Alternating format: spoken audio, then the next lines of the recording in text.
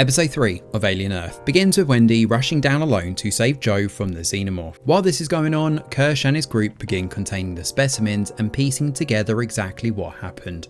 For now, they suss that the crew lost control, but not much else other than that. Now, one of the crew members we haven't seen much of yet, Nibs, wonders why they're all called the Lost Boys, given half of them are actually girls. She's also not happy that Wendy gets to be Wendy, but the others riff on their own names too. Curly joins in here, but they're interrupted by Kirsch getting a call from Boy Cavalier. He confirms that this is no longer a rescue mission, but instead he wants the children to collect and contain the 5 species and bring them to the quarantine lab they have in the sublevels on Prodigy. As for Wendy, she finds Joe alive and kicking with a couple of cuts. He's stuck to the wall in some sort of alien glue, but this is all a trap by the xenomorph. It shows up but doesn't attack them, I guess realizing that these are the main characters, and eventually jumps onto the roof of this trailer, deciding to attack this way instead. Now Wendy pierces it with a sword, but it bleeds acid through the floor. However, it then stabs Joe through the heart and throws him across the floor. Wendy saves her brother though, fighting with the xenomorph by hooking its mouth before the pair work together and trap it in a hangar bay. However, the xenomorph throws Wendy in with it. Joe meanwhile opens a control box and bites the wires, hot wiring the door so it reopens again. He needn't have bothered though, given Wendy manages to kill the xenomorph, decapitating the alien with a knife and leaving it an acidic mess. As Wendy passes out due to a dribble of her own blood, Joe does the same, but given he was stabbed in the gut, his injuries are far more severe. Now Morrow soon shows up at the front of the ship where he finds the alien eggs. Now Smee and Slightly are messing about here and are caught off guard when they see him. Morrow doesn't tie them up though, but they watch as Morrow transfers the data from the bay into his head. He knows they're synthetic and asks Slightly when is a machine not a machine. It seems to affect him so, but Slightly tries not to let on that he's rattled. Kirsch soon shows up though and takes control of the situation, but when one of the eggs opens, Morrow decides to jump off the ship rather than being captured by Prodigy. We then jump forward in time. Prodigy contain the crash site, take the specimens with them and bundle both Joe and Wendy on stretchers to Neverland. Siberian and Rashidi are here too, having regrouped with the others after evading the xenomorph off screen, despite being quite near the creature last week. Anyway, Cavalier is delighted with the bounty that he's got and preps for more experiments to be done, while the scientists work on fixing up Wendy as well. Kirsch warns Cavalier from getting too close to the xenomorph egg when he wanders down to the lab, explaining how the facehuggers work and how the xenos spread.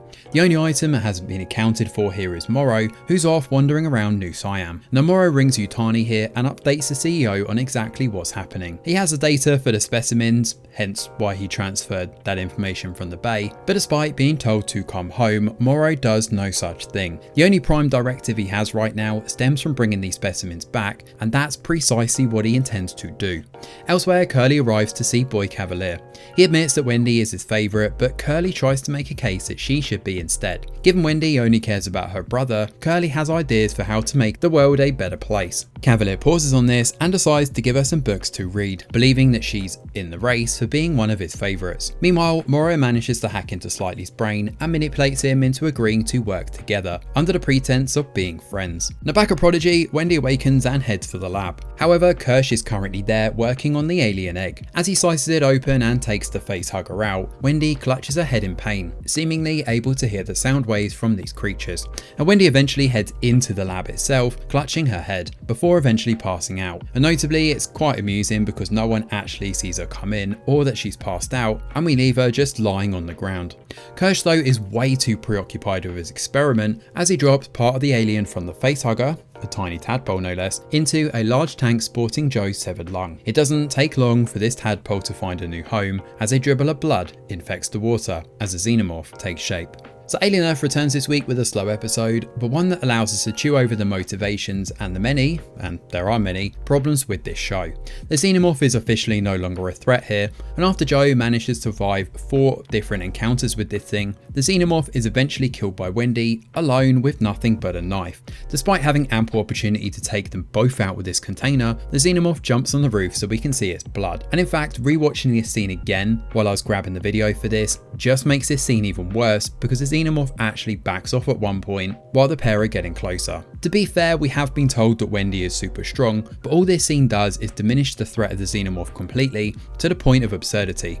In the original Alien, Ripley needed a space nuke to obliterate this thing, but on Earth I guess a tiny little knife will just do the trick. Tonally, this show is all over the place too, and if there's one thing the Alien franchise hasn't ever been, it's a comedy. But yet right after that fight sequence that I mentioned with the xenomorph, which occurs off screen of course, we cut to comedy as Smee and Slightly throw some quirky one-liners to each other. The Peter Pan references are so blatant of course, but yet somehow episode 3 sees the need to hammer this home even harder to us, explaining to us why they're the Lost Boys and the meaning of Prodigy itself. Whether Disney actually think its audience is stupid enough not to understand this is debatable, but it also emphasises the poor exposition that's littered all over this show.